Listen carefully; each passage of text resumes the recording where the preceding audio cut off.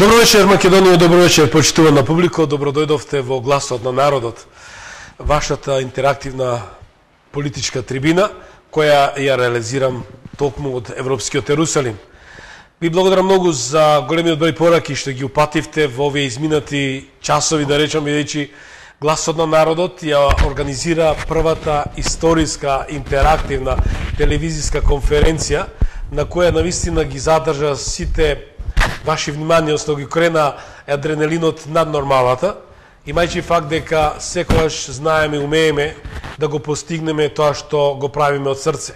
Значи не е помодарство, го правиме од душа, бидејќи заслужувате да бидете информирани од прва рака. Благодарам уште еднашка на поддршката на независната телевизија НТВ Охрид, националната кабловска телевизија Сонце, Радио Мелбурн, Радио Илинден, во Мелбурн, уште 3 радиостаници во Австралија која не следат во живо и кои ја пренесуваат оваа емисија, која реков дека ги освои сите симпатии каде да сте во светот, значи нема ограничување. Му благодарам многу уште еднашка на почитуваниот професор Нестор Огинар, господинот Робин Онил, неговата екселенција, или првиот амбасадор, или првиот европски политичар, посредник во грчко-македонскиот спор околу името, како и на професор доктор Аристотелис Цампарис, професор на Атинскиот универзитет Пиреус, кои дадоа несебична поддршка оваа емисија да ги задржи сите ваши вниманија. Тоа ќе го сториме вечер, бидејќи ветив дека ќе продолжам таму кај што застанав, но ние не застануваме, одиме секојаш 180 на час, што би кажа. Брзината не е таа што сакам да ја компарирам со нешто што сакаме да го апострофираме како некоја наша нарцисоидност, напротив, ние сме тие што знаеме да простуваме, меѓутоа не треба некому да простиме. Од која причина? Причина што некому пречи што Гласот на народот ги отвара овие жешки теми без дилеми. Ние немаме дилема. Ние расчистивме со тоа дека застануваме храбро машки и навистина вистински машки за она што значи Македонија, што значи гордост, што значи белег на државата. Тоа е името.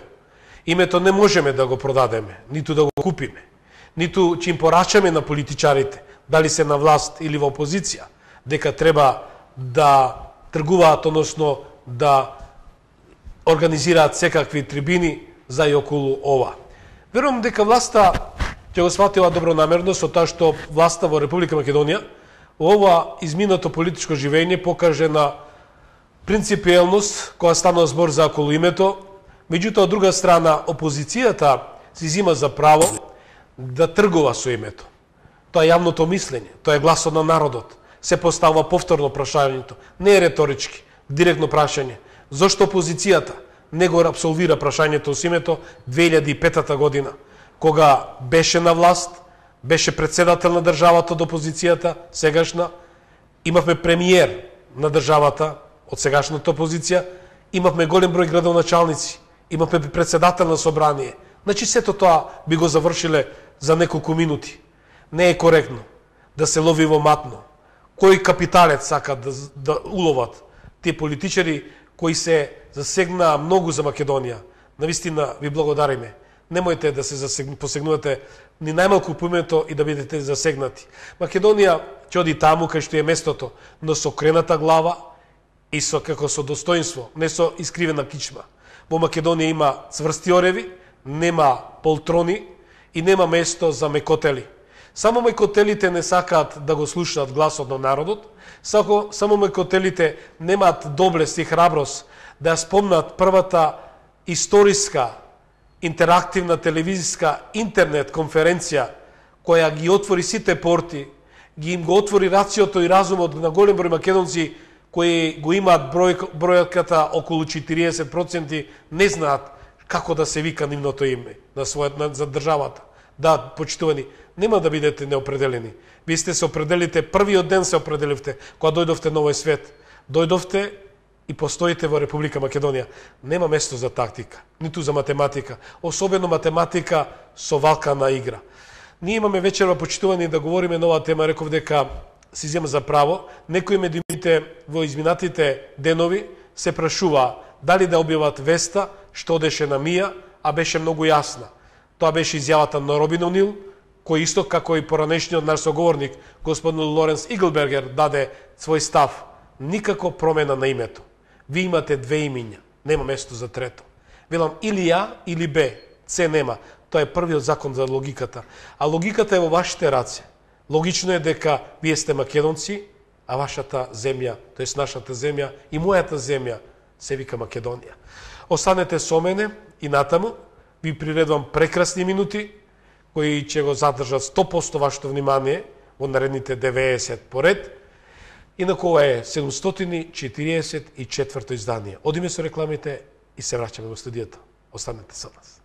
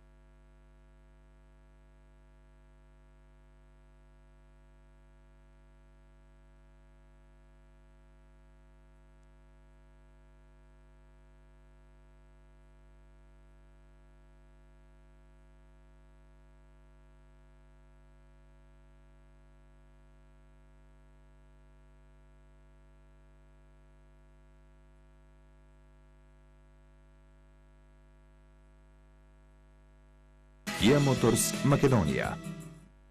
Најреномираната австријска осигурителна компанија со традиција од 180 години во осигурувањето. Присутна во над 50 компании во 23 земји со преку 20 милиони задоволни осигуреници.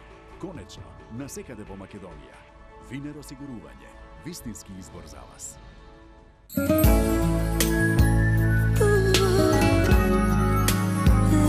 Козметичко студио Жанета Естетик. Решение за секого. Здравје и убавина во едно. Природата мисли на вас. Квалитетот го создаваме ние. Решете ги вашите естетски проблеми. Бидете исклучителни, бидете своји. Само со Жанета Естетик.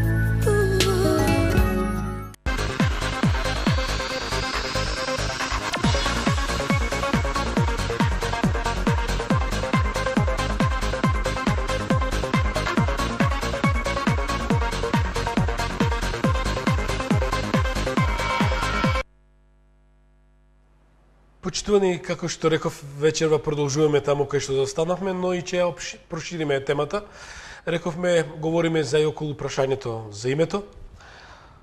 Почитуваниот Гералд Кнаус, председателот на Асоциацијата за стабилизација, Европската асоциација за стабилизација, ќе го имаме во живо преку интернет линк или да речем преку Skype.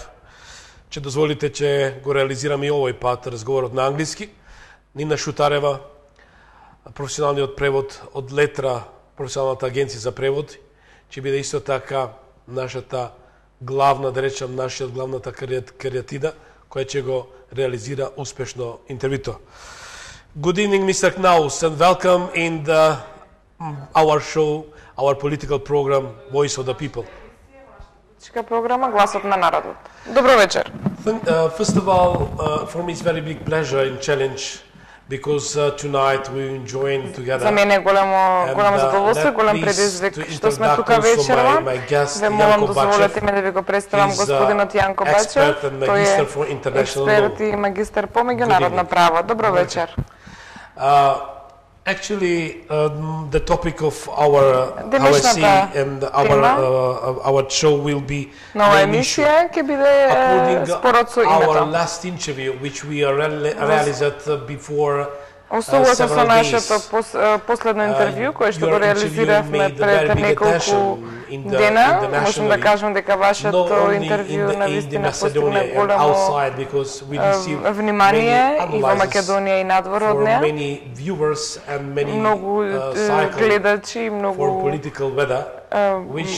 кругови политички го анализира вашето интервју. Исто така и некој аналитичар даде свој гледиште за вашите проценки. Вие бевте навистина многу искрен кога дадовте тоа интервју и кога кажавте не верувајте премногу на државите во Европската унија, дека тие ќе ве поддржат, туку дека тие ќе ја поддржат Грција. Навистина тоа беше голямо изненадување за мене. Некои од аналитичарите од меѓународната заедница, како вас, ретко даваат вакви изјави. Дали се уште сте на истиот став?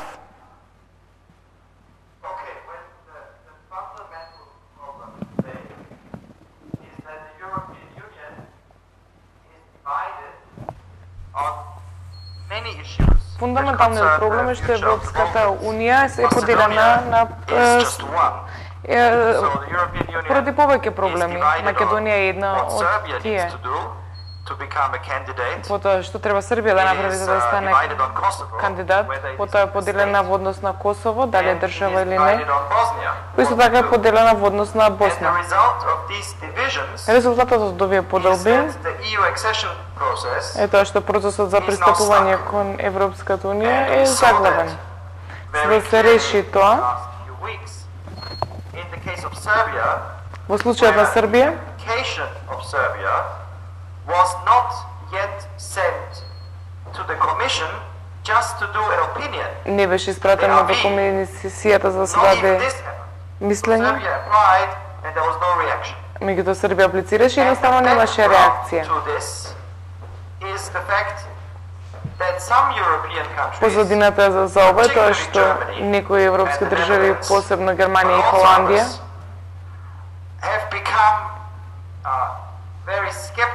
се навистина многу скептични дали одново проширување и тоа во блиска иднина би било од полза за Европската унија. Тие не сакаат да престанат. Меѓутоа мислат дека би било многу добро да имаме одложување. Ако сте го прочитале написот во хрватскиот весник Национал пред неколку недели, пишуваше дека германската канцеларка Меркел кажа дека мисли дека е добро да се има една пауза. Проблемот за Македонија исто така за другите држави на Балканот, како Србија и Косово. А тоа дека ако имате билатерален спор, како што вие имате со Грција, државите кои што се скептични за проширување, ќе може да се сокријат позади овој спор. Во случајот на Македонија, ова е посебно проблематично, бидејќи Европската комисија веќе кажа дека ги исполнувате сите услови за да започнете со преговорите и затоа мислам дека во комплетно нереалистично би било да се очекува Европската унија, која што е поделена по толку многу работи, да врши притисок врз Грција. Тие не вршеа притисок врз Грција по последните 20 години и се плашам дека без решение и во наредните 20 години нема да има притисок врз Грција. Затоа вистинскиот проблем за политичарите во Македонија е како да се добие најголемиот број на поволности за вашата држава, без да се направат отстапки кои што нема шанса да бидат прифатени од страна на референдум во Македонија. Бидејќи јасно дека секоја промена на името ќе мора да биде прифатено од мнозинството македонци. Значи ова е трикот. Мора да има еден вид на компромис со Грција, за да се пристапи кон неју, а истиот компромис мора да биде доволно привлечен во јавноста во Македонија за мнозинството да го прифати. И ова е тој компромис кој што се стремиме и се го поставуваме прашањето како да го постигнеме. You say about some trick, please. Вие кажавте нешто за трик. It is fair from international community. Дали е фер од меѓународната заедница, која таа кажува дека од една страна е многу задоволна и дека ја гледа Македонија многу брзо во Европската унија и во НАТО, од друга страна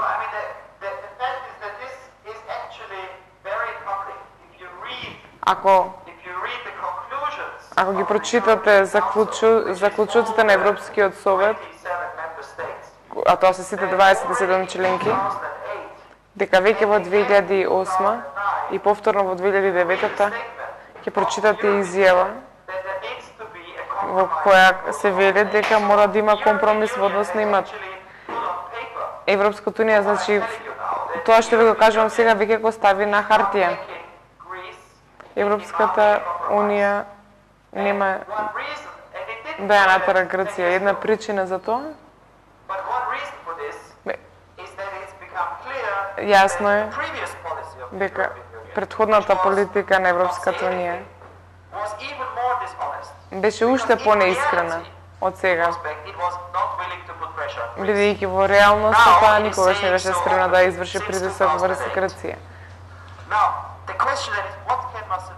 И сега се постава прашањето што може Македонија да направи.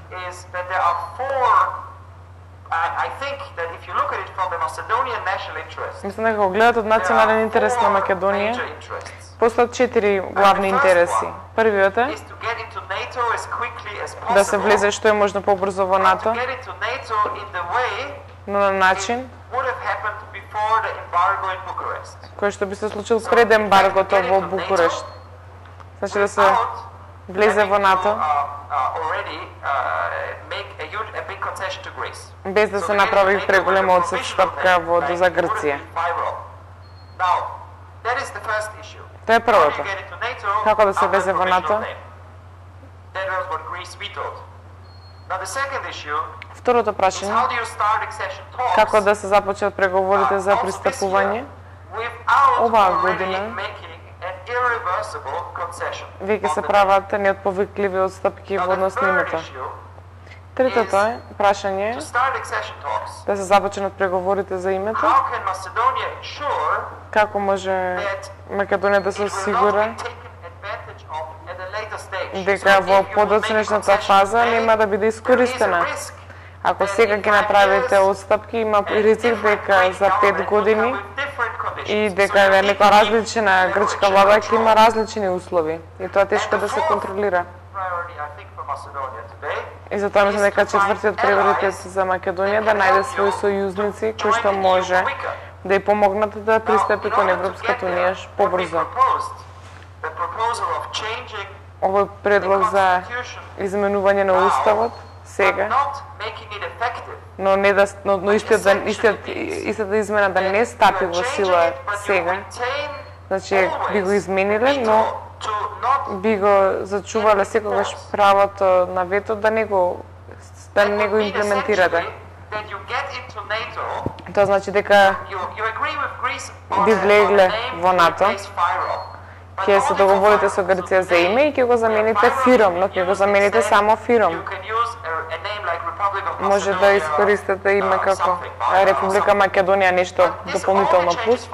Меѓутоа ова би го изменило ФИРОМ, БРМ, не би изменило ништо друго. Второ, би го изменили името, без разлика какви да е компромисот, значи ќе кажете дека таа измена нема да стапи во сила додека гласачите во Македонија се сигурни дека ќе имат иднина во ЕУ и тогаш ќе одлучат. Значи со оваа измена на уставот нема ништо да одлучите. Само ќе кажете ајде да ги започнеме сега преговорите. А преговорите во секој случај се добри за Македонија, добро е за инвестиции, добро е за вашите меѓународни врски. И на крајот од овие разговори, може би за 5, 6 или 7 години, тогаш ќе донесете одлуката дали амандманот на уставот или тој односно името ќе бидат во ред за Македонија или не. Тогаш во референдум ќе одлучите дали да се приклучите кон Европската унија, да ја прифатите измена на името или да не се приклучите кон Европската унија. Значи во некој смисла сакам да кажам дека не мора сега да донесете таа одлука. Денес ќе добиете многу, а нема од ништо да се откажете. Едноставно ја одложувате конечната одлука до момент кога нема да зажалите што сте влегле во Европската унија. Ви имале национална дебата и во националната дебата ќе можете да ги ставите на вага предностите и негативните страни на таа измена. Меѓутоа, во меѓувреме ќе добиете навистина многу поволности. Затоа мислам дека ова би било многу привлечено како решение, бидејќи ја одложувате конечната одлука за измена, но во овој момент на луѓето скепса за проширувањето и економска криза, ќе добиете многу, бидејќи ќе бидете првата држава по Хрватска која што ќе започне со преговори. Ова би представувала навистина многу позитивен сигнал не само за Македонија, туку и за целиот регион. Господине Кнаус, ве почитувам многу, бидејќи навистина ве разбирам што го кажавте и навистина за вашето залагање за Македонија и многу ви благодарам за тоа. Меѓутоа, од друга страна, го делам и мислењето на голем процент македонци кои што велат дека треба да се запрат преговорите. Навистина е јасно кога некој врши притисок да се измени името, а од друга страна има нешто што не е фер. А тоа е дека сака да не го изменат идентитетот. Кому можеме да веруваме, како можеме да веруваме некому кога луѓето велат дека не зборуваме за идентитетот, туку само за името? Навистина го разбирам вашето прашање и ја разбирам историјата во последните 20 години. А тоа ја прави Македонија нервозна, нели? Навистина имало многу голем притисок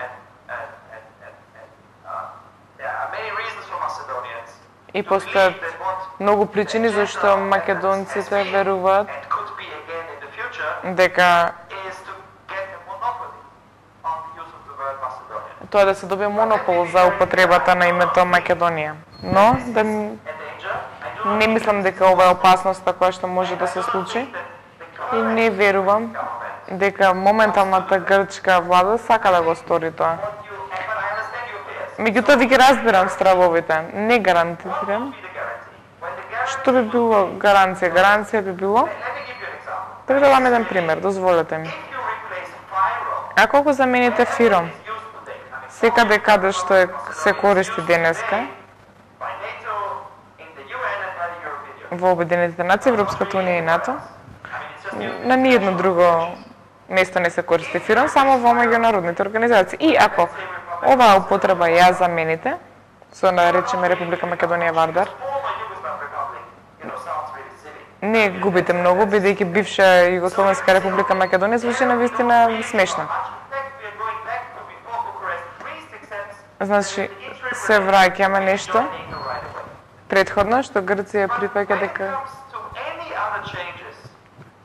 се враќаме на претходната позиција пред Грција да го стави ембаргото.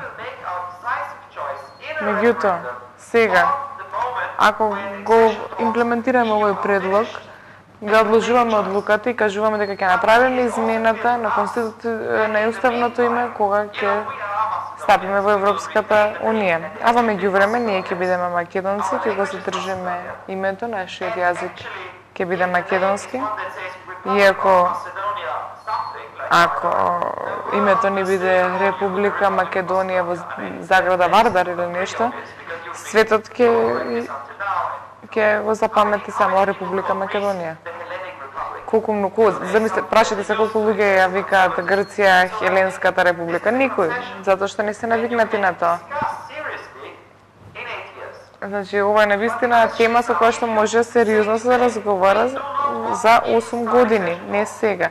Но сега ако кажете дека не сакате да ги продолжите преговорите, тогаш ќе си го задржите името, но е навистина имате влегувате во преголем ризик, не само за Македонија, туку за целиот регион.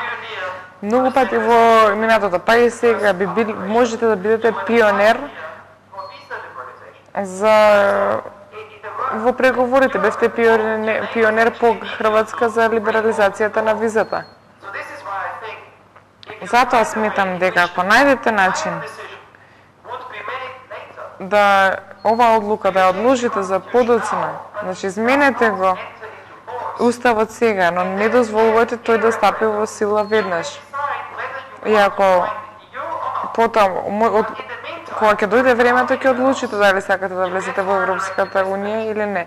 Но во меѓувреме ќе останете македонци, ќе добиете странски инвестиции.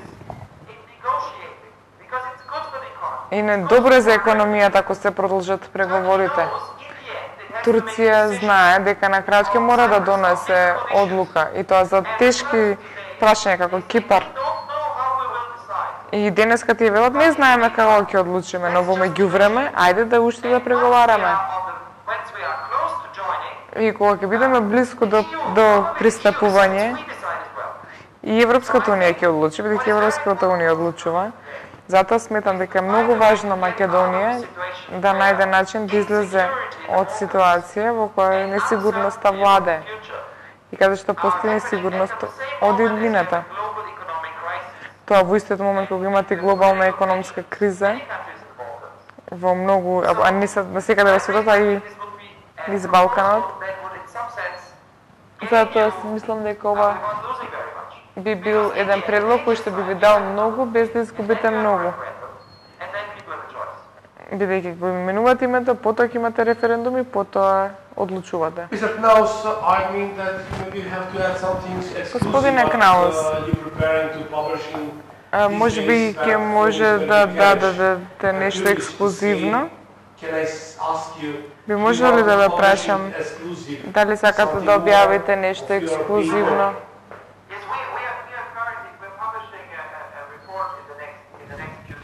Во наредните неколку дена ќе објавиме нешто.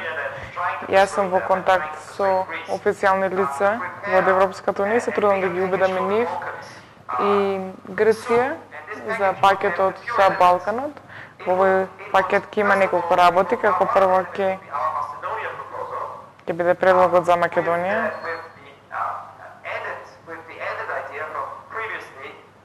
со дополнителната идеја од претходно.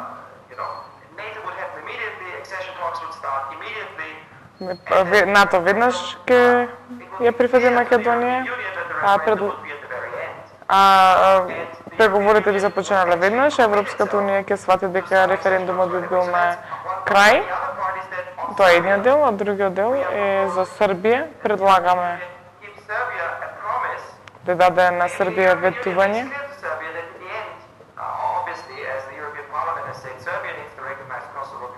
Не е нормално дека Европската унија ја обврза Србија да го признае Косово како ултиматум.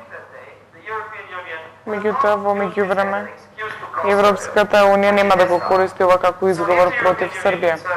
Значи, ако Европската унија и Србија може да постигнат договор, тогаш Србија и Македонија ќе треба да ги донесат своите одлуки на самиот крај. На ова меѓувреме би било можно за Македонија, Србија и Црна Гора да започнат со преговорите. Затоа сметаме дека за Косово треба да се започнат неутрални преговори.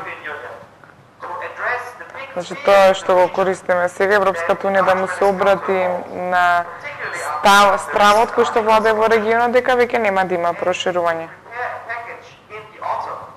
Таа треба, значи пакет во есента треба да се подготви. А тоа би бил пакет за Македонија, Србија, Босна и Херцеговина, а тоа е дека најтешките одлуки ќе бидат одложени. Ова е еден предлог, можам да ви кажам дека од некои од контактите кои што ги имавме, не сум оптимистичен, но навистина се надевам дека некои од овие идеи ќе бидат реализирани. Две кратки прашања за крајот. Сведоци сме дека овие денови беше објавен еден предлог дека албанците секаде ќе може да аплицираат за државјанство. Дали тоа не е една идеја за голема Албанија? Да молам повторете го повторно прашањето. Деновиве во медиумите беше објавена една изјава, односно веста, дека сите албанци, без разлика каде живеат, ќе може да побараат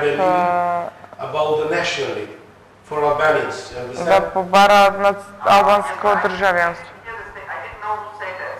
Јас не знам кој го кажал тоа. Кој ја направил таа изјава? Што мислите за таква видна идеја? Дали е тоа идеја за голема Албанија? Мислам дека што е многу важно, улога во која што Македонија ќе може да биде херој, а тоа е да покаже дека денеска не постои албанско прашање на Балканот. Најдоброто решение за Балканот е мултиетничките држави, како мултиетничката Македонија, може да влегуваат во Европската унија и во блиска иднина ќе влезат. И така што ќе влезат во унија каде што нема физички граници.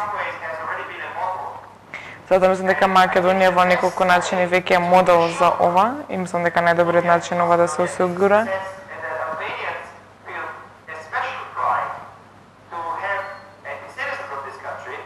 тоа е што албанците се граѓани од оваа држава. Навистина бев импресиониран еден состанок со представници од различни балкански држави во Шведска. Македонија збореше за либерализацијата со визите и за прогресот. И таа е првата држава која што ги исполни државите и навистина беше интересно што представниците од Македонија односно представникот беше македонски албанец. И тие разговара за успехот на Македонија, а сите други држави и тие беа на еден вид љубоморни на успехот на Македонија, но фактот што тоа беше представено од страна на македонски албанци, го направи ова уште поинтересно. Бидејќи тоа навистина покажа дека сте успех, бидејќи Македонија покажа прогрес, посебно и во полето на рамноправноста на сите националности кои што живеат во Македонија. И јас сакам да се осигура овој прогрес и овој момент на успехот во Македонија. Yes, and for last question. Последното прашање. I know that in the politics haven't love, emotion, only. Знам дека во политиката нема емоции и љубов, а посебно интерес, посебно во меѓународното право. Но мора да бидеме многу искрени пред историјата. Овие денови ги навршува 97 годишнината од договорот во Букурешт. Знаете дека тогаш Македонија беше поделена на неколку делови. Македонија не си ја бара територијата назад од другите држави. Дали е можно меѓународната заедница и старата дама Европа да ја поправат грешката која што направија во 1913 година?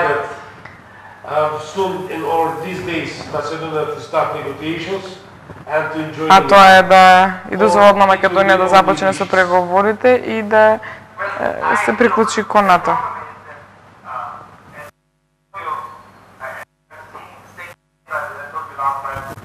Како што веќе кажав неколку пати, навистина никој во Европа кој што се согласува со политиката на Грција. Но една од причините зашто е добро да се биде во Европската унија е тоа што се има големо влијание кога сте веќе внатре. Проблемот не е тоа што се барат Македонија. Ако видите, например, Турција, Кипар има огромно влијание врз политиката на Турција, Словенија има огромно влијание врз политиката на Хрватска. Холанѓаните исто така има влијание врз политиката на Србија. Затоа мислам дека основниот проблем на Македонија да има навистина реална слика на политиката и дека сите овие факти треба да ја направат уште попривлечена Европската унија. Јас мислам да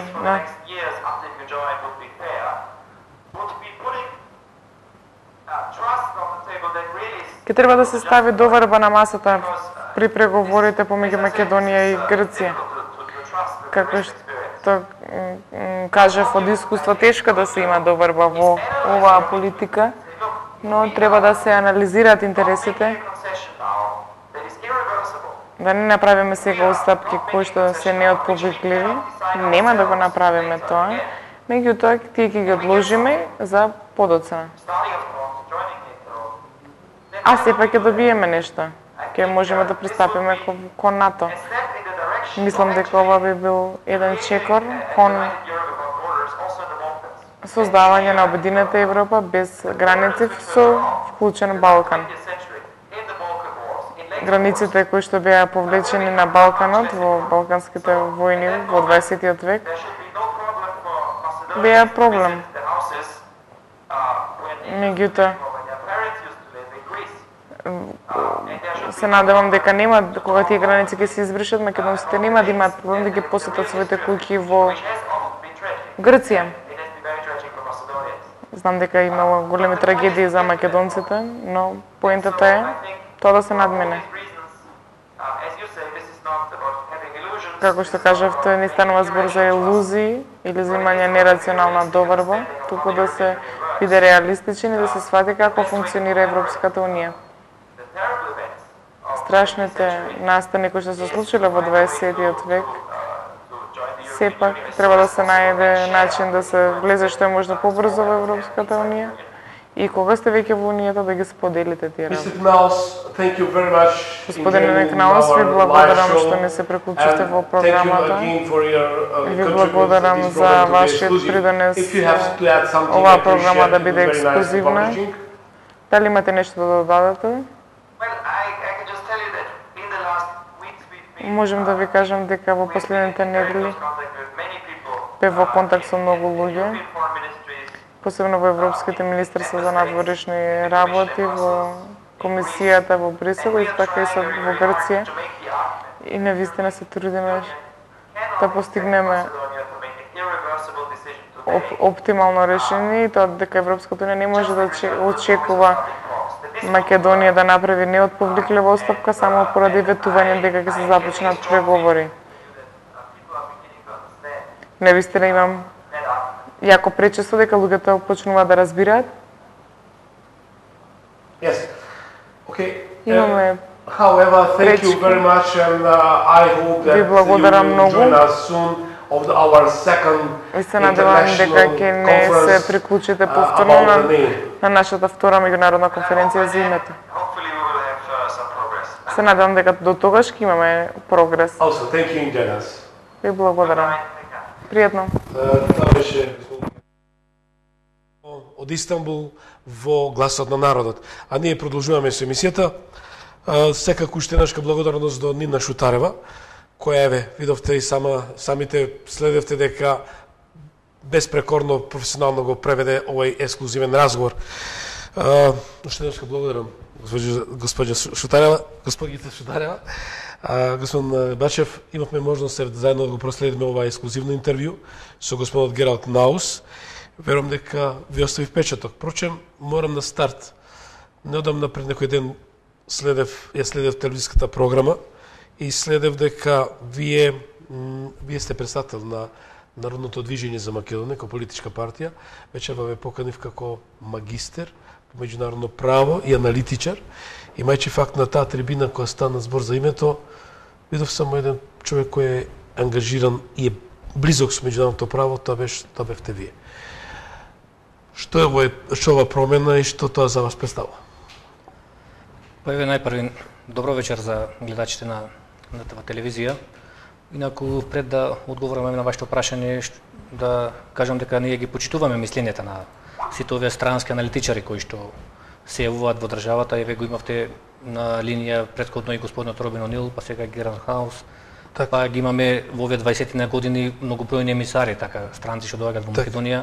И тука јас сакам особено да потенцирам, како што кажав, ние го почитуваме, но нивното мислење останува ние да си ја завршиме целата работа во Македонија, да си ги средиме сите работи од национален и државен интерес и да го сочуваме нашиот идентитет, име, јазик и култура. Тоа од едноставна причина, бидејќи овие сега странски аналитичари даваат така еднодневни видувања, притискаат према нашата влада дека сега е време да се влезе во Европска унија, дека треба да го промениме името во интерес на граѓаните, дека поубаво ќе живеат во таа Европска унија.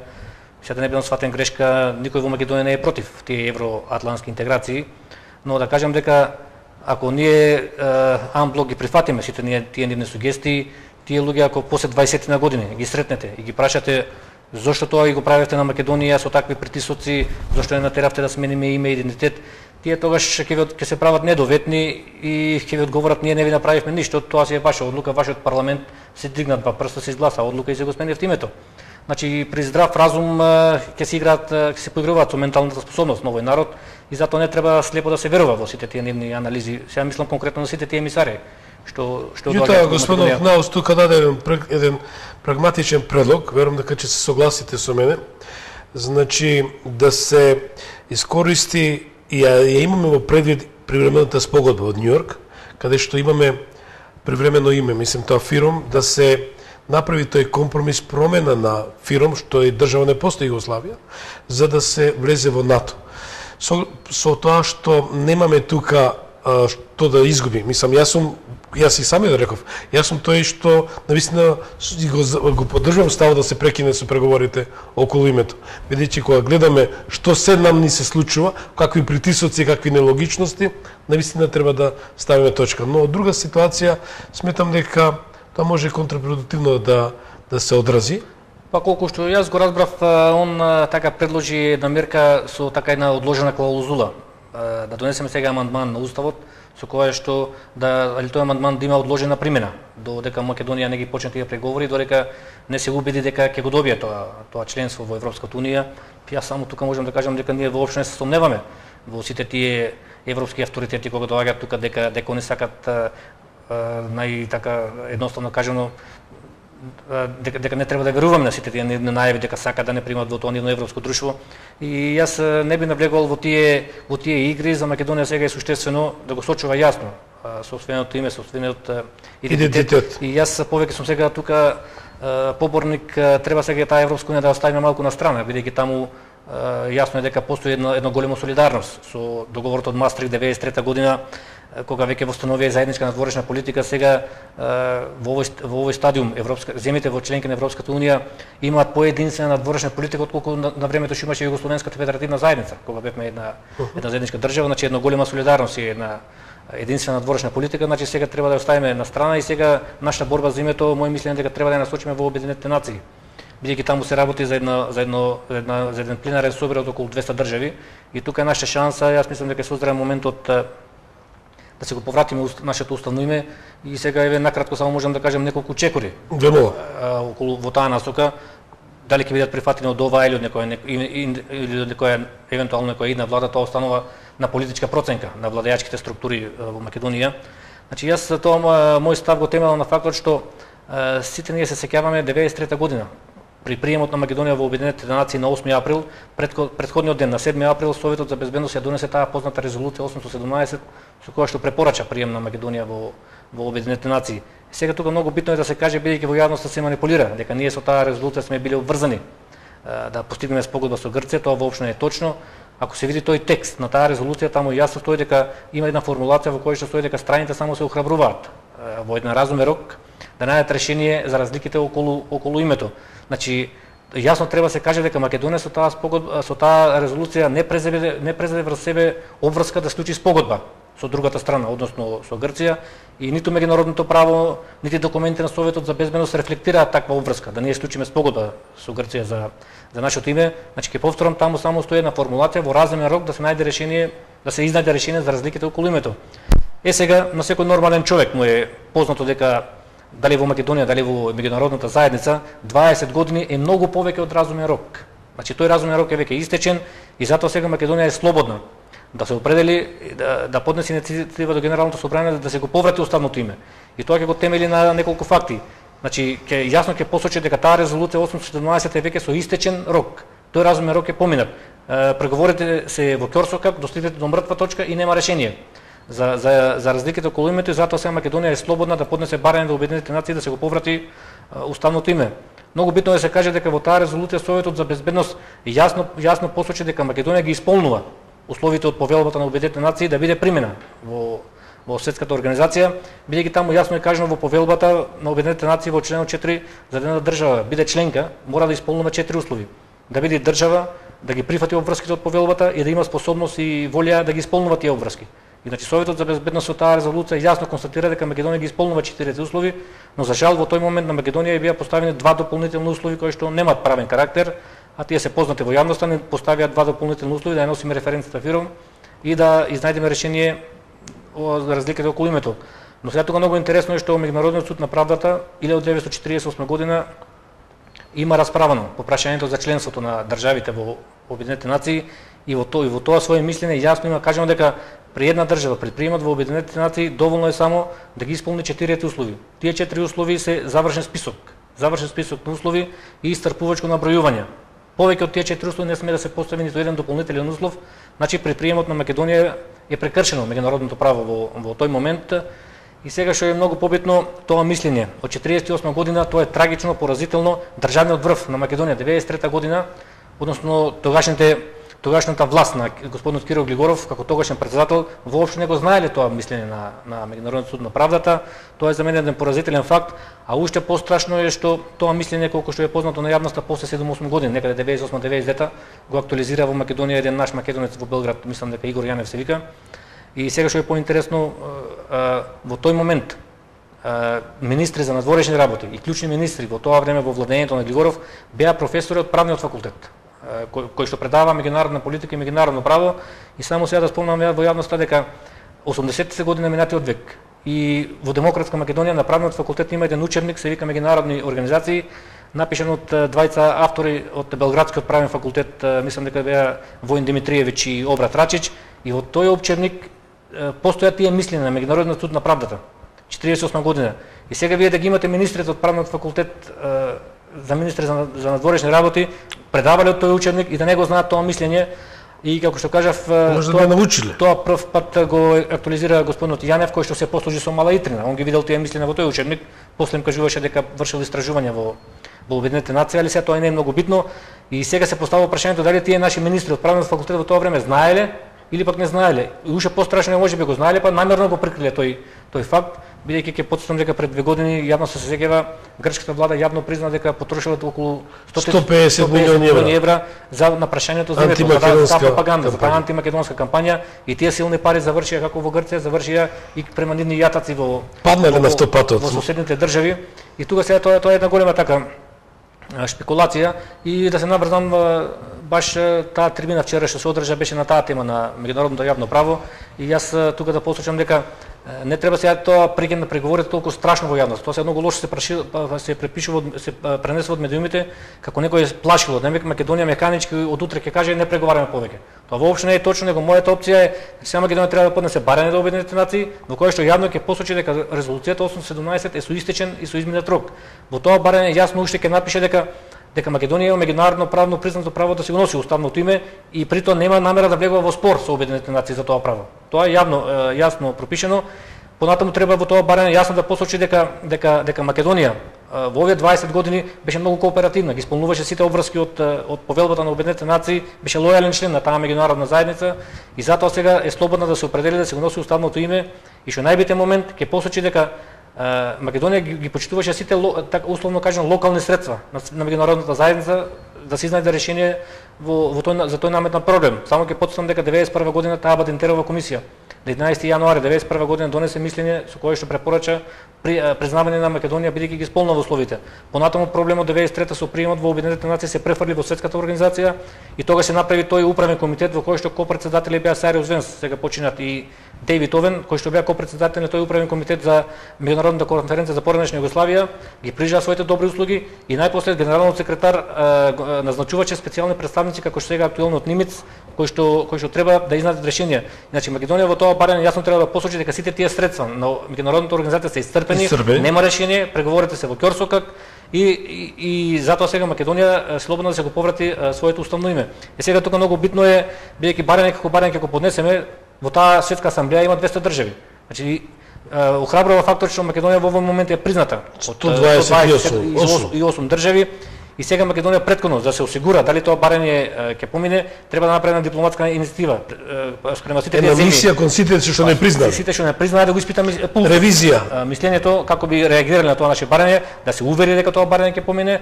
Само да кажам за гледачите дека одлуките во Генералното собрание се носат со мнозинство согласие од присутните членови на пленарна седница и само доколку Грција не успее да го наметне како важно прашање. Ако го наметне како важно прашање, тогаш одлуките се носат со двотретинско мнозинство, но и во тој момент Македонија сега е призната од повеќе од 2/3 од земјите членки под уставното име, значи останува можност на Македонија сега преку една силна дипломатска кампања да го испита пулсот на тие земји. И јас тука би советувал за да ја избегнеме евентуално негативната одлука на Генералното собрание, најпрво на Македонија истои една можност да проба да го опипа пулсот на тие земји преку тој 6-ти правен комитет на Обединетите нации, каде што може најпрво таму да го постави тоа прашање, да ја види реакцијата на земјите членки и евентуално неповолниот исход на тој правен 6-ти комитет носи многу помалку последици отколку како директно одиме на пленарна седница. Но како што кажав, битно е во овој момент, значи да се охрабриме првим дали сите тие 127 земји членки кои се признаат уставното име на истиот став. Да, на истиот став. И затоа кажувам дека ние борбата треба да ја насочиме према Обединетите нации, да оставиме на страна Европската унија, бидејќи таму има јако солидарност, единствена надворешна политика. Гледаме дека поголем број од земјите членки ја штитат Грција, ги штитат нејзините интереси и нашиот пат сега ние треба да го насочиме точно према Обединетите нации.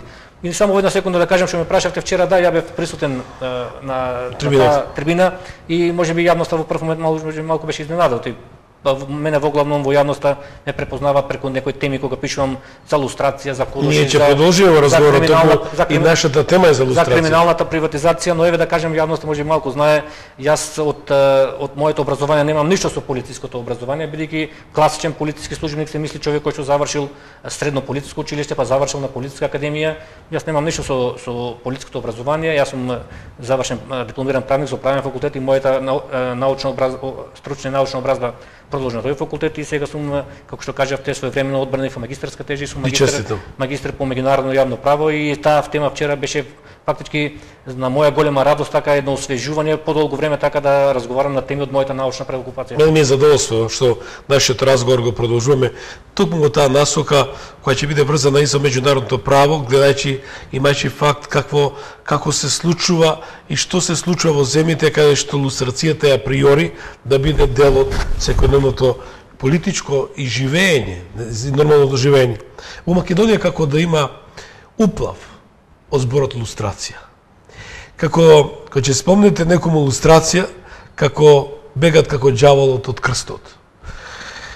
Европска унија тоа ќе ни го стави, сакали не пред носот, да мораме тоа да го завршиме.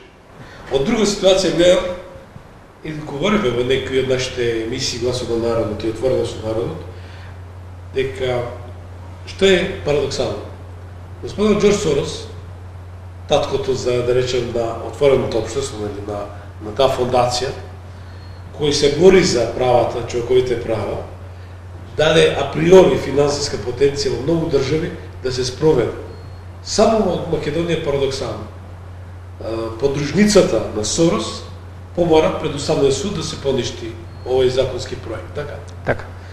Докаде оди оваа ситуација? Зошто штраф? Кој се плаши од лустрација? Па видите, јас генерално околу толку ќе го повторам само мојот став од моите колумни уште пред 3 години, кога се носеше законот за лустрација или попознат како закон за определување дополнителен услов за вршење на јавни функции.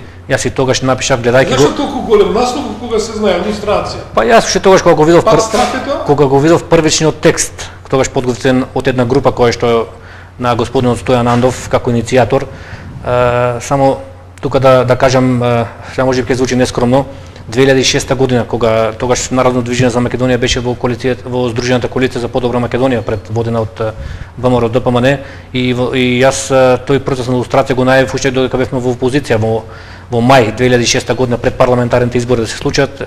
После на тие парламентарни избори 2006 година победивме и после таа победа Стојан Андов како тогашен исто наш коалиционен партнер во таа коалиција поведе формална иницијатива да се донесе тој закон, но еве јас уште тогаш написав кога го видов текстот дека тоа е всушност една голема измама и голем трик за манипулација со граѓаните и дека тој закон како што е донесен представува едно големо ништо, една голема манипулација. И сега ми е јасно дека ги гледам причините зашто тоа се случи и вистините дојдоа многу побрзо дури од што самиот очекував, бидејќи тој закон тогаш така беше напишан, фактички да не се лустрира никој.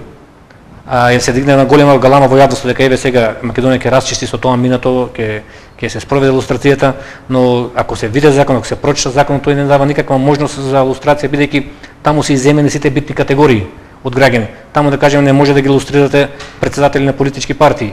А јас еве кажав да кажеме додека кажав додека бевме во коалиција или како само да потсам за јавноста дека Народно движење за Македонија пред локалните избори 2009 година излезе од таа коалиција бидејќи од наши некои принципиелни ставови, впрочем илустрацијата не беа земени во предвид и да кажам дека од таа илустрација се иземени 7 председатели на политички партии.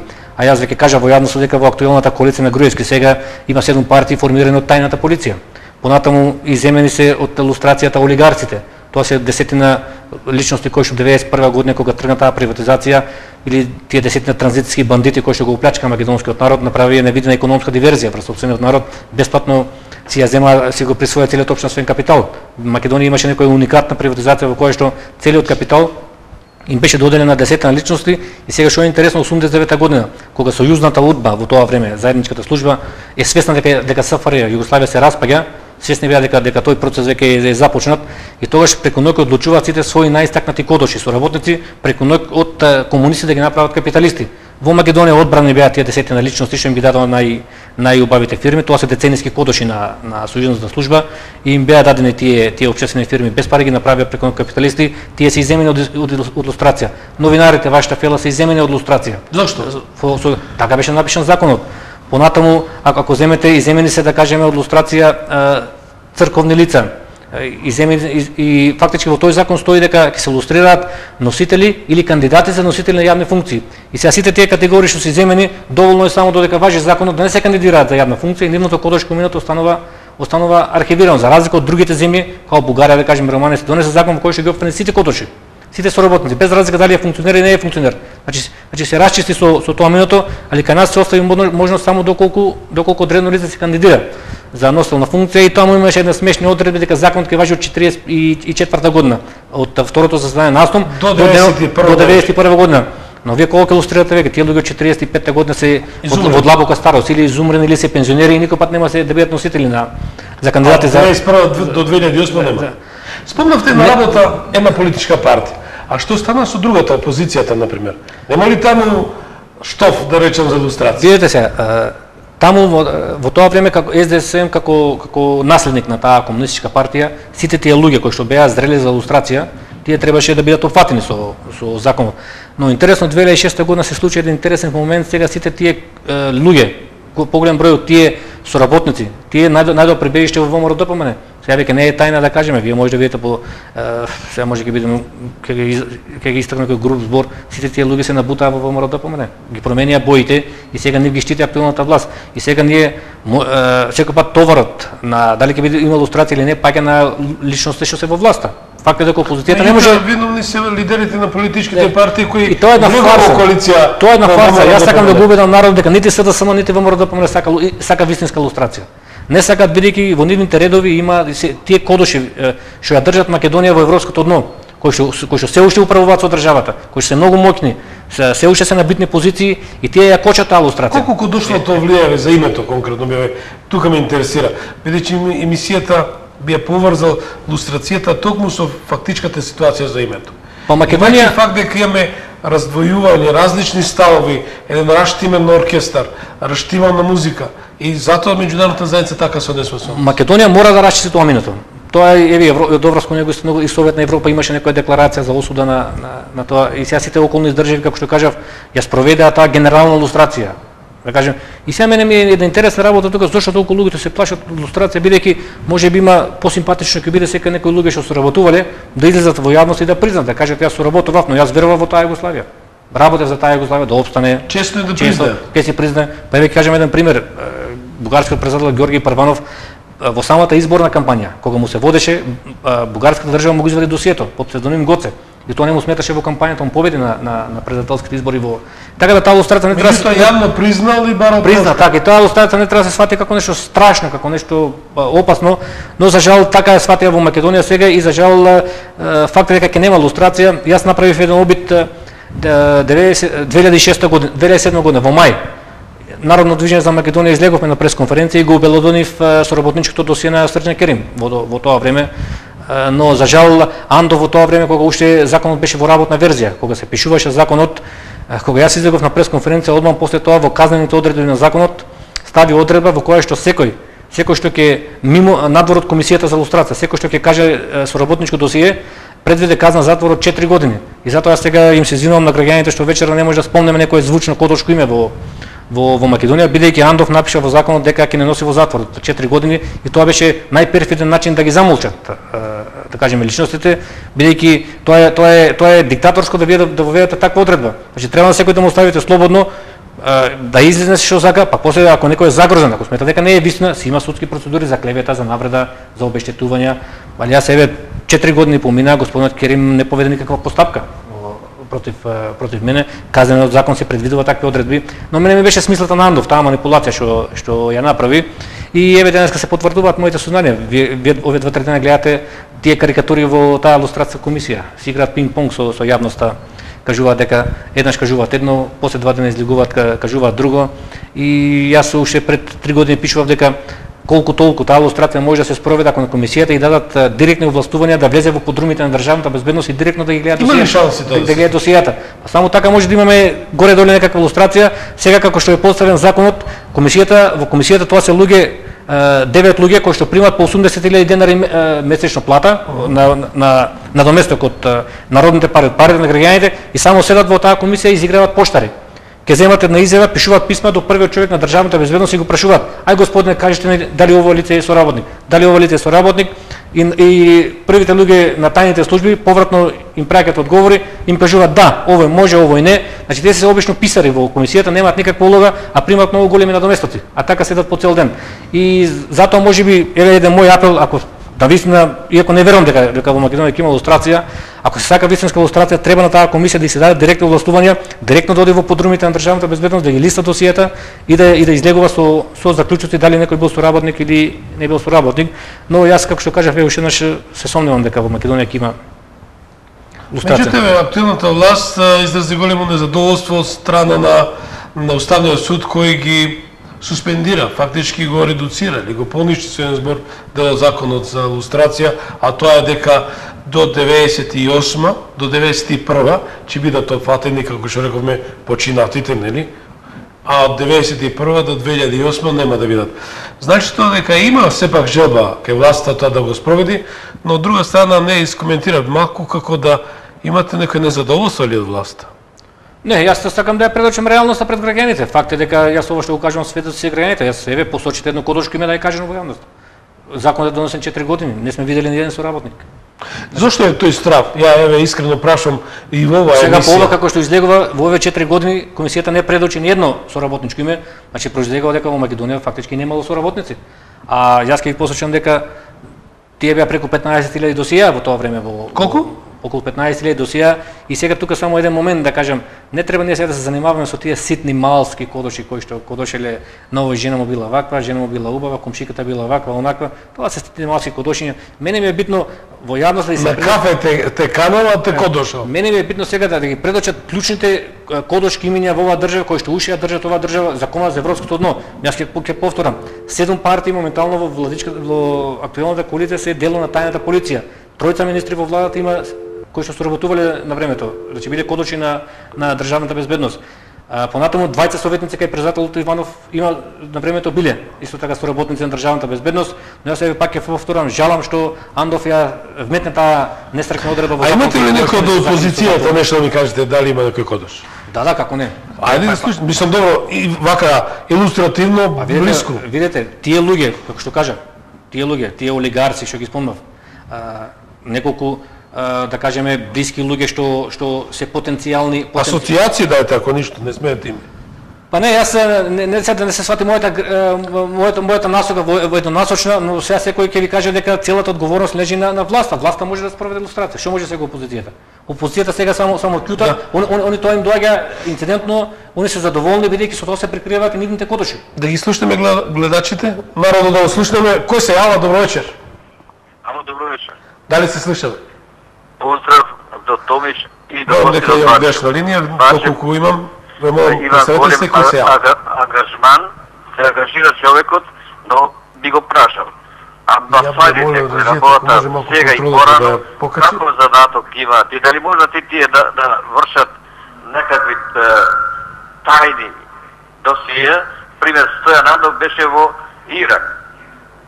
Кога фати војната во Ирак, Стојан Андов си ги спакува куферите, а градежната оператива тогашна преку Југославија остана без амбасадор. Тој си дојде ваму, градежната оператива остана таму. Дури и некои луѓе добија и стрес родители за своите таму пушти кои беа. Треба темелно да се опфати, не е поднесител Стојан Андов, зашто и Стојан Андов веројатно не може да биде амнестиран, бидејќи и тој има некое задолжение за тогашното време и во таа држава. Така. Благодарам многу. Мислење од Бачев. Така, благодарам многу. Едно директно прашање. Дали се уште има инсталации на УДБА и Косово во Македонија? Па видите, тие инсталации јас дека исполнав во мојот разговор, тие се уште многу силни. Тие владеат во Македонија, Македонија се уште е закована за тоа европско дно, токму тие. структури кои што кажам тие се многу жилави, многу флексибилни. Тие од времето од СДС кога победи ВМРО ДПМН да кажеме се инсталираа во ВМРО ДПМН. Тоа преку која политичка партија која беше таа е структура над сите партии. Затоа беше потребно Македонија да расчисти со и се уште за Македонија е првен интерес да расчисти со тоа минато и само така Македонија ќе може напред да се тргнат тие луѓе од политичката сцена и едноставно да се остават на страна и да остават оваа држава да се развива со сите нишани. Но за жал, како што кажав, силна е таа мрежа, таа е гнездена во двете најголеми партии. Сега стаза. Па силна е сега, али за тоа треба јака волја. Не викам дека тоа не е остварливо, тоа е многу остварливо, но сега силни се тие интереси кои што сакаат да ја заташкат целата таа работа. И само да го довршам само во една реченица, значи ја не сум поборник за тие малски кога што него треба тие крупните личности, тие сакаат да ги види јавноста. Најрепрезентативните што па така може да се каже октоподот да. А инаку Уставниот суд само влезе во целото тоа сивило, бидејќи фактички дека и Уставниот суд е можеби донекаде заинтригиран доколку се спроведе тој процес, инаку тоа е смешно да се тврди дека од 91 година немало. Кодочи баш јас можам да кажам дека од тие 15.000 досија, 1/3 се водени токму во Демократска Македонија од 91 година во наредниот период. И во тоа време се знае дека во тие први 8 години додека СДСМ беше на власт, во тоа време сите тие ВМРО-вски елементи беа под најбрутална репресија, беа следени, прислушкувани, се водеа сите тие досија. И сега најповеќе можеби и према нив треба да се направи таа илустрација, бидејќи сега моментално нивната партија е на власт, ВМРО ДПМН, и можеби најповеќе према нив треба, бидејќи сега е можеби полесно да се биде ВМРО-вец, но да се вратиме 90-тите години, тогаш беше опасно, сите тие митинзи се правија голем број досија за сите тие личности, тогаш требаше да се има една храброст кога се војуваше за таа независна и суверена Македонија. И тогаш во тие први 8 години Глигоров имаше воспоставен систем на лично владење, имаше под целосна контрола и службата за државна безбедност. И впрочем јас имам пишувано за времето на Глигоров, тој 91 година дојде како делегиран човек од Белград, јас дури во времето му го кажав и псевдонимот во моите колумни кога дојде од Белград. Кој беше псевдонимот? Па он беше тогаш беше напишано, беше под псевдоним Гавран. Гавран воден од сојузните, тоа ја имам пишувано уште пред 10 години и он во прв момент беше тука да ја спречи таа независност на Македонија, но за жал настаните нема одеа во прилог, бидејќи тие светски центри имаа зацртано да се распадне таа југословенска заедница и така настане македонската држава со голема помош од пред се од Соединетите американски држави, бидејќи во прв момент тие европски земји сега највлијателните европски земји што ја делеле Македонија 13 година на Бугурешкиот договор, фактички во тоа време се залага Македонија да биде во некаков остаток од таа југословенска заедница и можеби Македонија тука треба најголемата благодарност што има таа независна држава да се темели токму на залагањето на Соединетите американски држави кои што уште од Асном 44 година кога биле присутни нивни високи војни офицери на заседанието на Аснов, уште тогаш е таа јасна поддршка и 918 Вилсон, таа неспорна јасна поддршка према независноста и суверенитетот на Република Македонија. И како што кажав, тие структури се силни, сега па ќе видиме дали државата ќе најде капацитет или па евентуално ќе се почека да победи некоја партија која што ќе има волја и желба да го направи тоа. Да расчисти и со илустрација и со криминалната гаврани и такви, да речем, метузалени кои на ден денеска Македонија е едносат во неврат. Имајќи факт дека Македонија се бори за нејзиното обстојување, не обстојување, Македонија докажа дека е држава со сите нишани, со сите белези. Од друга ситуација имаме такви субјекти кои ровараат по темелите на македонската независност, државност, идентитет, јазик, име, пред се име и така натаму.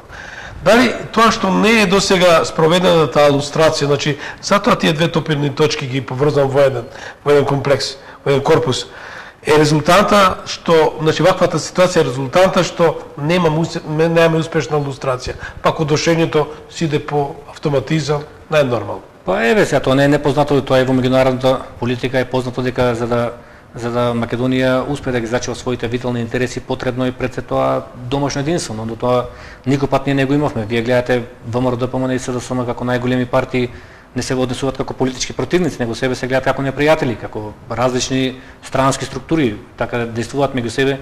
И трагично е за нас што ние никој пат за тие витални прашања не зборуваат во еден глас во таа меѓународна политика, него само одат во странство и се кодошат меѓу себе пред тие странски авторитети, сметајќи дека тие ќе им помогнат некои народни избори да успеат да се дограбат до власта.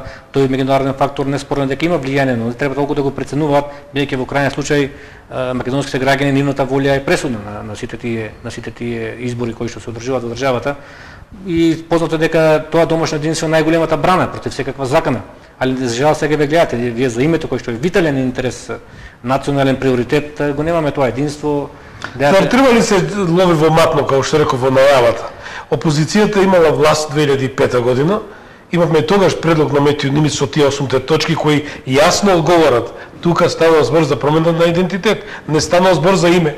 Согласувате се? Страшно е тоа честно, односно перверзно, оваква ситуација се наведува. Страшна е таа предлога на опозицијата кој што јавно кажува дека треба додавка, придавка да се додаде на името. Тоа е поразително. Јас еве ќе кажам дека како Народно движење за Македонија ќе ја даваме целата поддршка на Груевски се додека го брани името. Во прв момент кога ќе видиме дека се скршнува од тој национален интерес, тогаш нормално, бидејќи сега се манипулира со тие анкети на Европската унија, на НАТО, кажуваат над 90% од граѓаните биле за НАТО и Европска унија, но не го кажуваат вториот дел од анкетата. Они кажуваат дека 90% се залагат за НАТО и Европска унија, но во исто време 90% од луѓето кажуваат не сакаме да влеземе во тие институции со промена на името. Значи тој дел без достоинство. Робин Онил, како што спомнав во Гласот на народот, изјави вака: не смеете да ја попуштите на Грција. Додава: ако Македонија прифати кое било друго име, Грција ќе биде уште повеќе осокорена да продолжи со други барања и уцени кои би биле губитнички, дури кобни за македонците и Македонија. Па видете се, еве на пример, тој не е ниту ВМРО-вец, не е ни СДСМ-овец, тој е прв политички субјект инволвиран во грчко-македонскиот. Па видете се, еве на пример на Робин Онил, видете таа трагедија. Да кажеме, вчера сите медиуми пренесоа дека Робин Онил дал изјава на ТВ, но таа завист и злоба меѓу вас новинарите никој не ве пренесе да каже Робин Онил му беше гостин на Томич или на Гласот на народот. Значи од таа завист, таа злоба што ја имаме еве меѓу вас новинарите и меѓу другите структури во општеството, вчера требаше најнормално кога ви бил гостин по таа интернет конференција, најнормално да се цитира со кого разговарал. Ама од таа принципите и кодексот на новинарството. Тој момент го спомнувам само како пример на таа злоба, завист, на тоа поделеност меѓу македонските граѓани.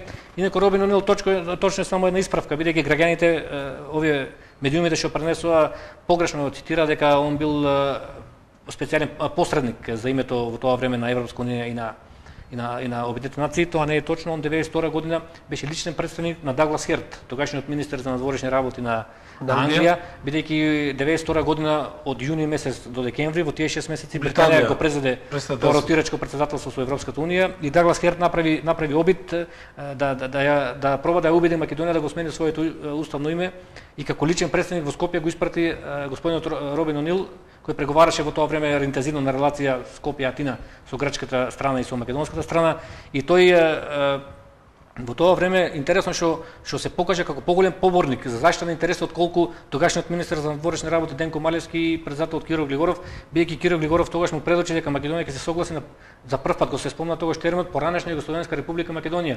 И господинот Робин Онил му рече, тоа е во следна прилика убаво да го прашате, му рече: не господине, тоа е многу навредливо за вас. Нема да одиме со тој предлог поранешна Југословенска република Македонија, него во првиот момент ќе пробаме со Република Македонија цртичка Скопје. Значи самиот му каже дека тоа е многу навредливо и така е, тоа фиром денеска е многу навредливо. Што беше изјавата на господинот Робин Онил на господинот Глигоров како председател на држава? Да, во тие него прифаќаат, немојте да прифатите референцата. Киро Глигоров се согласи на фиром, али тие разговори тогаш не одеа во јавноста. Сега ја тоа ги имам гледано стенограмите, значи во следна прилика можете слободно да го прашите. И за жал тој предлог декември месец во Единбург на состанокот на Европската унија не помина, Грција не го прифати.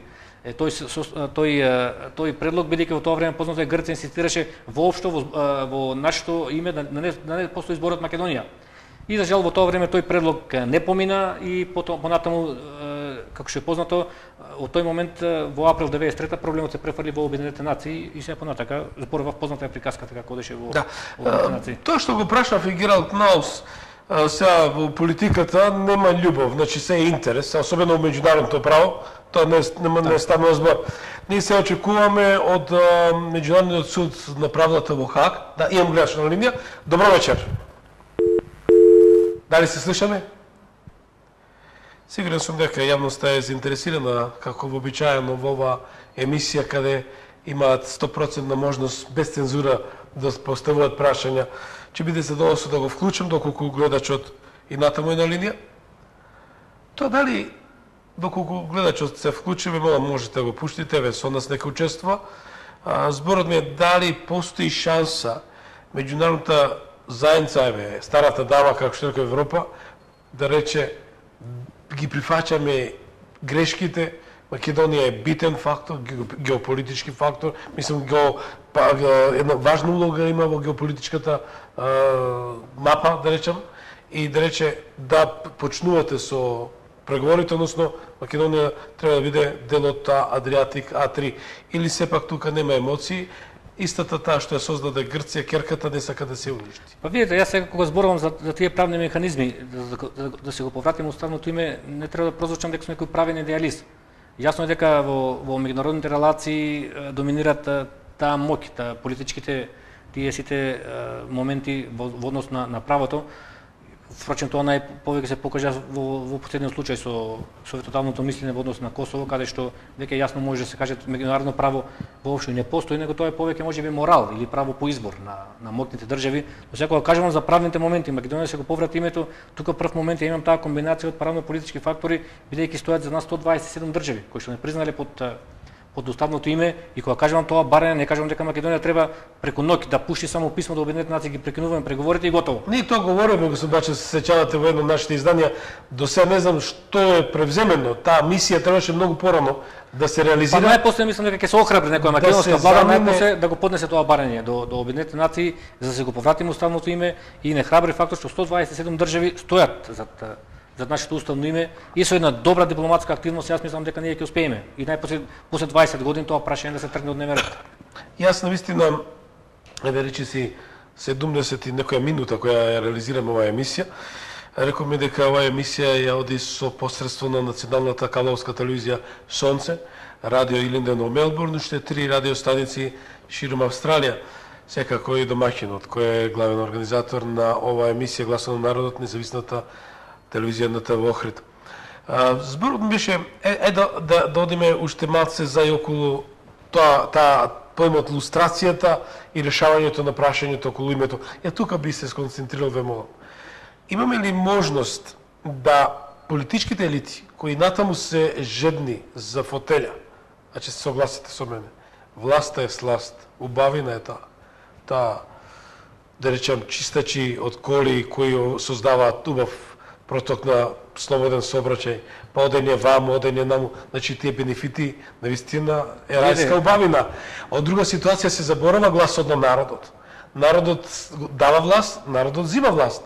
Меѓутоа и политичките елити не може по секоја цена на власт, а при тоа да играат со погрешни чекори. Станува збор за опозицијата. Дали има шанси во оваа ситуација? Со овој коментар би завршил, да најхитно превладува рациото, разумот, и да се направи на национален консензус стратегија за Македонија. Видите, јас граѓаните што ги пратат моите настапи знаат дека јас многу честно и искрено настапувам према сите тие состојби во државата, и точно е тоа што го кажувате, не е спорно дека таа борба за власт носи привилегии, да кажеме, поволности према сите. Но сега за мене многу битен е моментот како тие една политичка партија ги распоредува тие приоритети. Не е спорно дека има личен интерес во политиката, но сега многу битно е како вие ќе ги рангирате. Ако вие го ставите на прво место личниот интерес, тоа е трагично за државата. А според мене значи тоа треба да се рангира. На прво место да биде интересот на државата, второ место да биде партискиот, па некаде на трето, четврто место да биде личниот интерес. И ако така ги рангираме интересите, јас мислам дека оваа држава ќе тргне напред. Ако пред себе ги имаме виталните национални и државни интереси. Имаме гледаш на линија, вие што мислите гледача? Добро вечер. Добро вечер. Повелете, кој се јава? Господин Томич. Повелете. Пишувате Гласот на народот, меѓутоа многу макотрпно треба да вие човек. Повелете, ве му поставите прашање на гостинот Бачев, кој би загубил, македонците, грците, или кој би загубил доколку дојде до неприфаќање на името или промена на името. Ја ќе ви кажам една од историјата. 48 година, 69 година беше граѓанска војна во Грција на страна македонците, меѓутоа избега и грци. Грците со закон им беше дозволено да се вратат назад како пород грци и се вратија назад. Македонците остана трајно протерани во Грција, што не можат да изотиват и гробов да се ги изгледат. Истото и сега. Доколку вие новинарите не се обедините сите заедно, од стран големи сили телевизии работите само за партиски влијанија, не за народот, апсолутно уништувате народот. Само едно ќе ви речам. Треба да се престане со преговори и да се остане на собственото име од памти века. А никако преговори, договори или напаѓање меѓу себе пред вашите телевизии стран правите прво пред Европа, пред светот и стануваме ние нација која не се сериозна за никакви преговори или пак диалог некој да има со нас. Фала многу. Благодарам многу. Вие како што гледате, јас лично реков со сиот мојот интегритет, јас навистина ја потврдив тезата, мислам фактот дека треба да се прекинат преговорите. Па впрочем така и размислуваат и граѓаните. Нема Македонија што да преговара за бидејќи ако не покажеме сериозност и достоинство во самиот наш идентитет и име на држава, тоа што сме несериозни. Но еве, ние почнаме, доколку ја гледачи, јас почитувани, значи отворени се портите и телефонските линии, затоа и стои сето време телефонскиот број. Ве молам, можете, јавете се, дајте ваш придонес. Јас тука би спомнал колку е диаспората, која е главен фактор, че се согласите со мене. Хрватска да немаше диаспора, не ќе беше Хрватска пред вратите на Европска унија. Албанците да немаше диаспора, албанци не би биле во овој статус во кој што се сега, што јас им честитам. И реков дај Боже малку да имаме пример да ни бидат албанците. Трета ситуација, грците да не ја имале својата диаспора, не би биле тоа денеска, да речам, толку моćни и силни и да вршат притисоци. Се согласувате со мене? Зошто тој страф од нашата македонска диаспора, кој, да бидам искрен, беше спомнато цирка околу 1.200 милиони евра циркулираат нивни пари во нашите трезори преку нашата народна банка. Нема ние, убаво кажавте, нема што да се плашиме таа диаспора, бидејќи и самата власт признава дека фактички диаспората е најголемиот инвеститор во Македонија, преку тие донации што ги праќаат дознак до својата држава. 1.200 милиони евра. Инаку годишно дали се влегуваат во Македонија странски инвестиции по 100 милиони евра, а 10 пати повеќе значи праќаат диаспората. И еве гледачот што спомна граѓанската војна од 48 година, па токму тие луѓе во диаспората се паталци, се најголем дел грот од таа диаспора избркано своите огништа, своите родни односи, тие можеби најдиректно ја почитуваат таа репресија и таа трагедија што се случи 48 година кога биле избркани. И ние треба да престанеме дури дали соодветно тој избор диаспора да го употребуваме, сите тие се македонци. Каде да се осветат. И само Македонија можеби треба да го следи тој пример со Албанија, можеби треба без никакво условување да им даде на сите државјанство. Бидејќи ние имаме сега случаи наши македонци од соседна Албанија, од Преспа, околината Преспа што живеат, ми се барат еден куп услови да исполнат да им дадат државјанство. Значи Македонија сега треба да го следи тој пример едноставно за сите македонци пород, каде да се во светот без никакво условување да им даде македонско државјанство. Што бројка би имале тоа?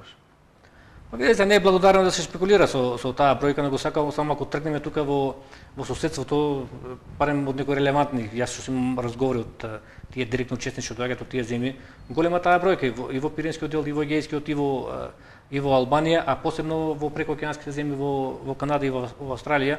И еве ова убаво го спомнавте, можеби ова е еден недостаток, вие 20 години се уште се нема пребројано колку сме.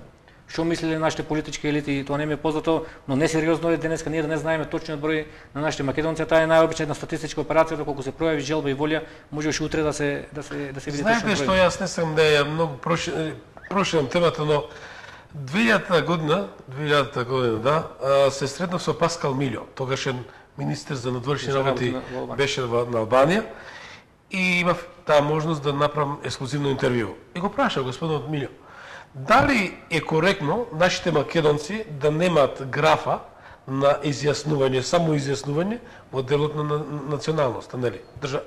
И вели, ве молам, не сакам да ми поставате такви прашања. Велам, до кога Македонија наистина ќе страда, да речем, ќе плаќат големи пенали, имајќи факт дека нашите политички елити не се ангажираа малце повеќе за нашите македонци во светот. Па еве во оваа насока, еве уште една идеја да ја дадеме на актуелната владачка структура, може би добро да размислува пред тие меѓународни авторитети, да стави на маса идејата да се изгради единствен малцински модел за сите држави во регионот. Колку имаат малцинствата во Македонија права, истото важи тој стандард да важи и за во Бугарија, во Албанија и во Грција за останатите малцинства. Јас тука морам, не сакам се донудот како господинот Гавран, јас го почитам господинот Киро Глиберов, од причина што навистина господинот Глиберов 22 март 2008 или 9-та, локалните кога беа, па исправете ме? 2009. И 9-та, така, даде една исповед, да речам, дека тој не е виновен за промена на името во БРМ, туку господинот Црвенковски, тоа стои во архивата на една од скопските телевизии, мислам А1 телевизија, стои во архивата. Од друга ситуација тој даде еден предлог, една компаративна анализа за малцинските права на Балканот. Беше отфрлена. Мислам, тука е на позитивно. Ова е добра идеја за единствен малцински модел. Од сега видите вие, Македонија, да кажеме, дури и преку стандардите што ги барат европските земји, имаат повеќе права отколку што се предвидени во тие документи на Советот на Европа, на Европската унија. Значи во Македонија сите тие малцинства имаат и многу повеќе. Да не се свати грешка дека јас сум против правата, сите граѓани треба да бидат равноправни, но сега таква е таа сурова меѓународна сцена, сите држави треба да водат сметка за своите интереси и затоа Македонија треба да инсистира да се направи, да се изгради тој единствен малцински модел. А инаку околу прашањето на приемот на Македонија, јас сега еве колку само на кратко ќе кажам, бидејќи тоа е тема за една поширока дискусија, јас мислам дека е направена стратешка грешка во тоа време 93 година кога Македонија се согласи да влезе во Обединетите нации под референцата ФИРОМ. Можеби подобро ќе беше во една претпоставена ситуација до ден денеска да не бевме примени, да стоеше тоа барење во фиоките, но да го зачувавме уставното име. Сега е многу потешко кога еднаш ще се согласиле на референцата ФИРОМ, сега е многу потешко таа постапка да ја водиме да се го повратиме уставното име и тоа сакам да го посетам само со еден факт. Денеска приемот во светската организација, во номиналниот прием не ви значи ништо ако вие немате стратешки партнери на таа меѓународна сцена. Киро Григоров во тоа време кажа на 30 март, 8 дена пред приемот во Обединетите нации 93 година, излезе пред македонската јавност, се обрати на нацијата и рече мора да влеземе, без разлика со какво име ќе влеземе, ние мора да влеземе во светската организација бидејќи идеме од утре ќе бидеме побогати, посигурни, побезбедни. Но настаните покажаа дека ние влеговме во светската организација, нити станавме побогати, нити станавме посигурни, дури 2001 година имавме војна. Значи самото членство во Обединетите нации не ви гарантира дека ќе бидете сигурни. Кај Босна е по пластичен примерот. Босна ја примија во мај 92 година и одма почна војната и ја разделија како држава. Хрватска ја примија во Обединетите нации и почна војната со Србија. Значи за да бидете сигурни, безбедни, треба да направите многу подруги, многу побитни работи отколку што е номиналниот прием во Обединетите нации. Али таа стратешка грешка тогаш е направена и сега, како што кажав, добро е за Македонија што барем тој стратешки партнер на таа светска сцена, еве САД стојат за интересите на Македонија, исто така Русија не го проблематизира нашиот идентитет и нашето име, стои за нашето уставно име. Меѓутоа е блиска и со грците. Гледате ли, Грција малце намигнува се на толку со русите.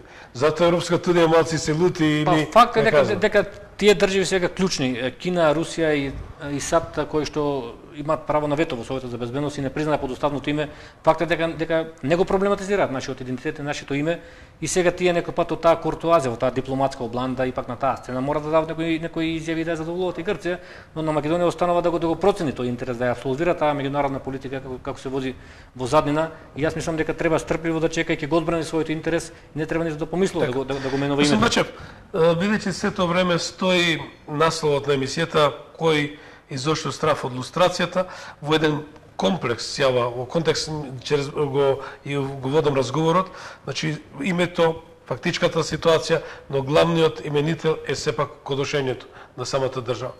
Дали доколку Македонија се ослободи од кодошите, во Македонија ќе провејува, или е тоа моја пуста желба, национална стратегија, национално единство, заеднички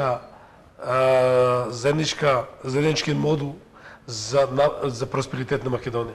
Или натаму некој Македонија не сака да ја види таму кај што е местото и се повеќе му дава простор на кодошењето. Имаме ли простор и начин да се ослободиме од кодошите? Не мислам, ве молам, да ме погрешно разберат гледачите, но не она ликвидација, туку да се тргнат од политичкото живење и од јавните функции? Па начинот, патот е јасен, треба политичка желба и политичка волја на владеачката структура, дали ова, дали некоја идна, да го спроведе тој процес. Тоа е многу лесно, да кажем, само треба да се има желба и волја. Процесот е справедлив, досијата се тука, без разлика што на времето се манипулираше дека голем дел биле однесени во Белград, тоа воопшто не е точно. Сите тие досијаи што беа оригинали во Белград, фотокопирани, примероци имаше и во сите републички служби за државна безбедност во поранешните републики како членки на Федеративната заедница. Така да само единствено потребно е желба и волја и тој процес уште утре ќе добие своје финале. Колку имаат интерес тие служби, да речем, тие подземја?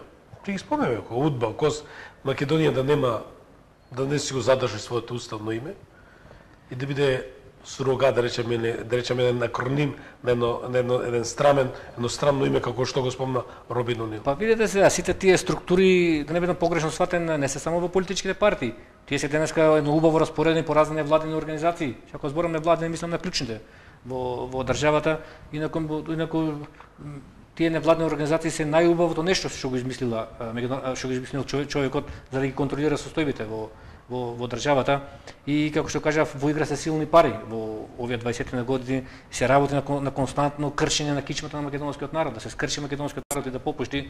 И сега вие гледате во јавноста кои се најактивни, од тие граѓански здруженија за кои што пропагираат по Македонија за да се смени името. Дури да се даде споменикот на Александар Македонски на Атина. Па тоа е веќе една навреда за достоинството на македонскиот народ, но еве, тоа е Македонија. Јас се веќе кажам еден пример, јас сум длабоко убеден дека доколку во Грција, во Атина има ваква дебатна емисија на телевизија и да излезе некој таму да каже па добро, луѓето се македонци, дај ги признаеме како македонци. Па ја верувам дека уште излегувањето пред телевизија ќе го обесат на атинскиот плоштад. А тука во Македонија да кажеме едно чудо невладени организации шетаат по Македонија правата и го обединуваат македонскиот народ да се самоукине, да се го земе правото да се нарекува како што сака. Ја наистина не знам како е почитуван Димитрис Панајоти, се сеќавате председателот на Хелсинскиот комитет на Грција, кој јасно и гласно упати порака во гласот на народот дека вие сте македонци, имате право да се нарекувате македонци, вашата земја е Македонија и тоа е факт. Но тоа се инцидентни случаи во Македонија, е тоа хистерија масовна. Меѓутоа не знам човекот каде е и што се занимава, дали прочим е жив, што би се рекло, можеби многу сум апокалиптичен, но тоа е инцидентно во Македонија, тоа е стратегија. Тоа гледате во Македонија, тоа се влијателни невладени организации кои што имаат големи буџети, располагаат со големи пари. И еден апел сега, значите да кажеме служби треба да ги испитат сите тие извори, сите тие средства, бидејќи еве пак ја повторам, самиот грчки премиер пред 2 години призна дека стотици милиони евра се потрошени на делот во времето на Мицотаки 150 милиони. Сите тие силни пари завршија и во Македонија. Сега гледате преку разноразни интелектуалци, експерти, невладени организации константно работат да го скршат македонскиот народ. Значи да се согласи на самоукинување. Господин Башев, ние веќе го закружуваме нашето вечерашно издание. Која е вашата порака, еве? Во комплекс на сето ова што вечера не говориме, го слушнавме и господинот Гералд Кнаус, ги даде своите 4 точки и спомна една интересна работа. Барете повеќе пријатели, да бидеме искрени. Ние не можеме да бидеме сами, останати самите на себе си. Мораме да бараме пријатели, че се согласите со мене. Но со една добра позитивна кампања, не со кодушење, да плукаме едни на други и да одиме во Брисел, да плукаме против власта и така натаму. Што тоа значи? Дали има Македонија перспектива во блиска иднина да направи една заедничка, по трет пат прашувам, една заедничка национална стратегија?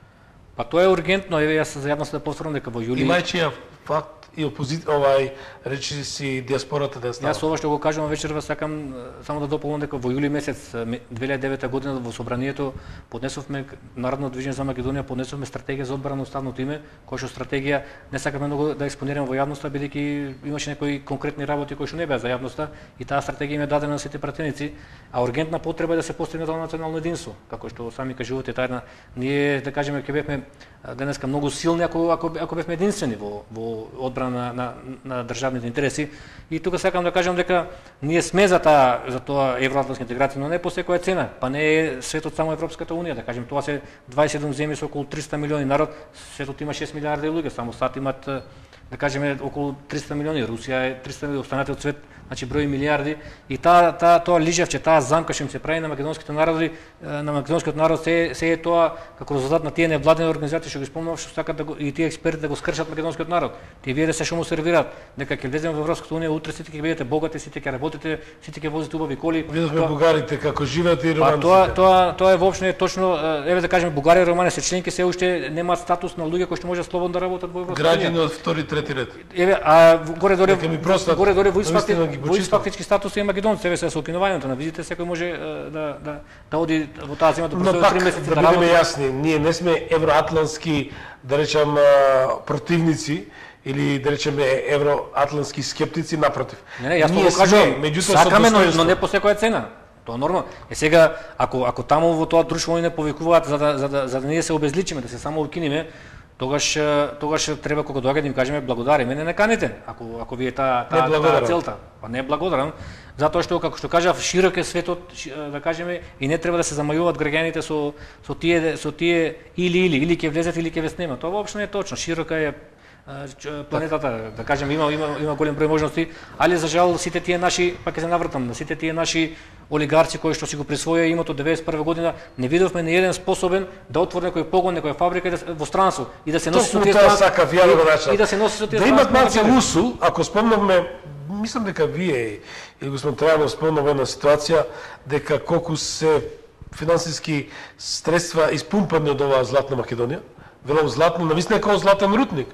Да речем, ако се 9 милиарди евра украдени со времето на шверцот од 90. Значи нема да филмираме се зборот крадење се е крадење, не е тоа подарување, обратно од подарување.